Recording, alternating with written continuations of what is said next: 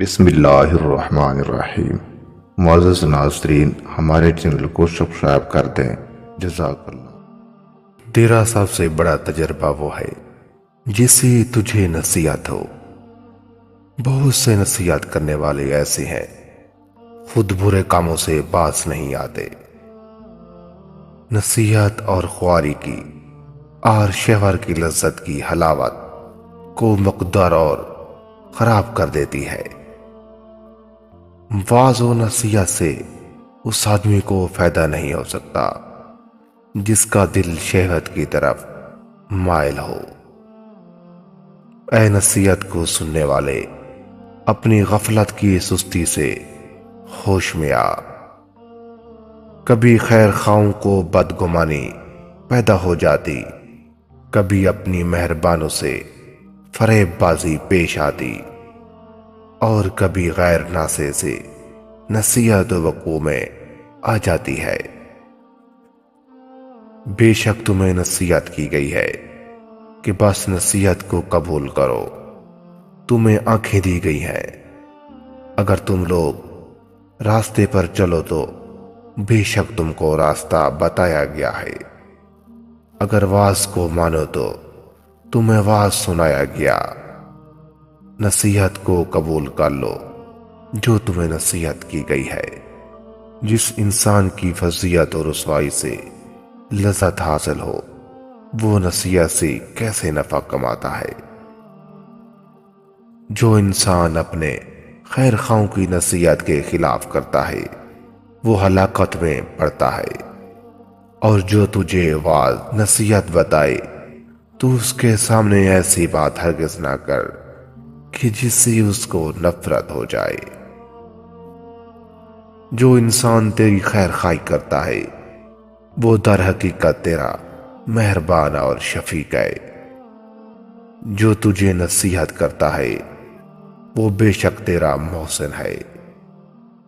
جو شخص اپنی عزت کو محفوظ رکھتا ہے اس کی سب عزت کرتے ہیں، وہ عزت والا ہوتا ہے۔ جو شخص تجھے نصیحت کرتا ہے وہ بے شک تجھے ایسی چیزوں سے ڈراتا ہے جو تجھے نقصان پہنچانے والی ہوتی ہے۔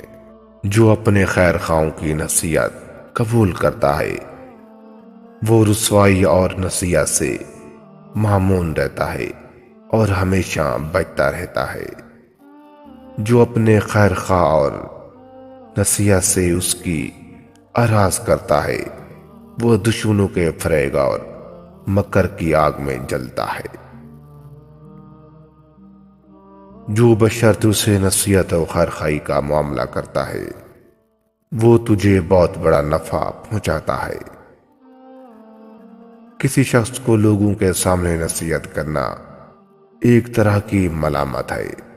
بس لوگوں کے سامنے کسی کو ملامت نہ کرنی چاہیے، بلکہ علیحدگی اور تنہائی میں سمجھانا چاہیے۔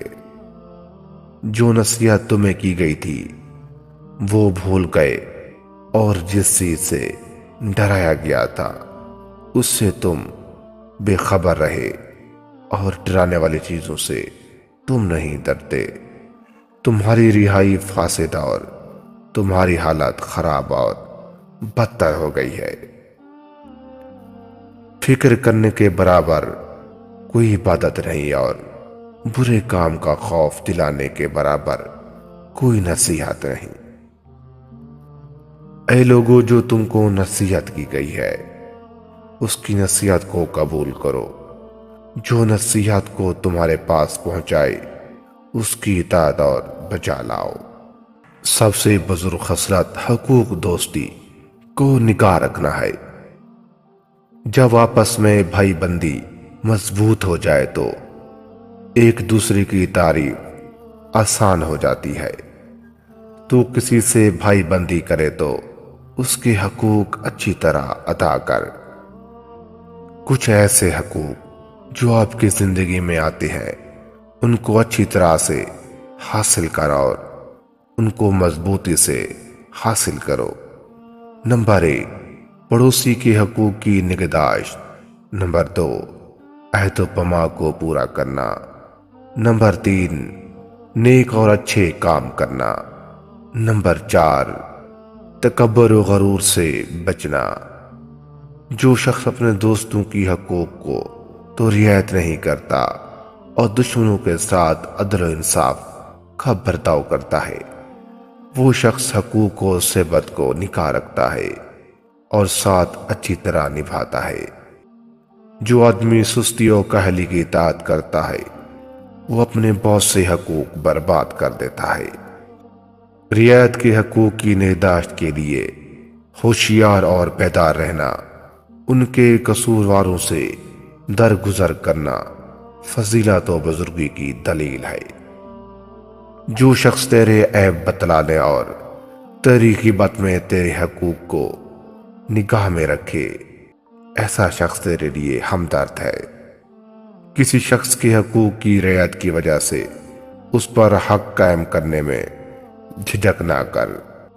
جو حق کی مدد طلب کرتا ہے اس سے مقابلہ نہ کر، کیونکہ حق کا مقابلہ کرنے والا آخر مغلوب ہوتا ہے۔ اپنے تعلق اور رشتے کی خیانت سے اپنے بھائی کے حقوق ضائع نہ کر۔ بغیر جھگڑا کیے اپنے دشمن کو سزا دینے کا یہ ایک زبردست اصول ہے۔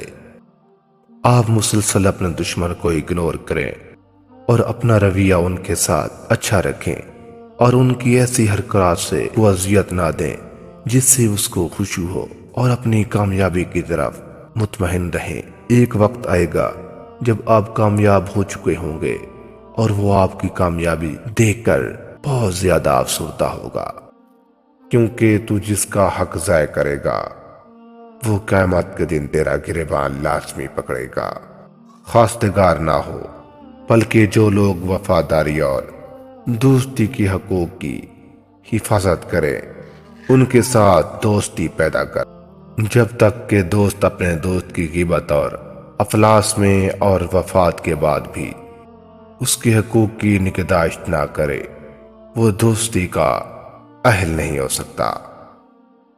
حرام کاموں سے پرہیز کرنے سے بڑھ کر کوئی پرہیزگاری زیادہ فائدہ مند نہیں ہے۔ ظلم سے دبائے ہوئے حقوق واپس کر دینے سے بڑھ کر عدل زیادہ افضل نہیں۔ جو شخص چاہتا ہے کہ لوگ اس کی اطاعت کریں اور یہ ان کی بات پر نہ چلے اور لوگ اس کے تمام حقوق ادا کریں اور یہ کسی کی حق ادائی نہ کرے، بہترین خزانہ یہ ہے کہ شریف آدمی اپنے ایسے افعال کو ذخیرہ بنائے جو حق کے مطابق ہو۔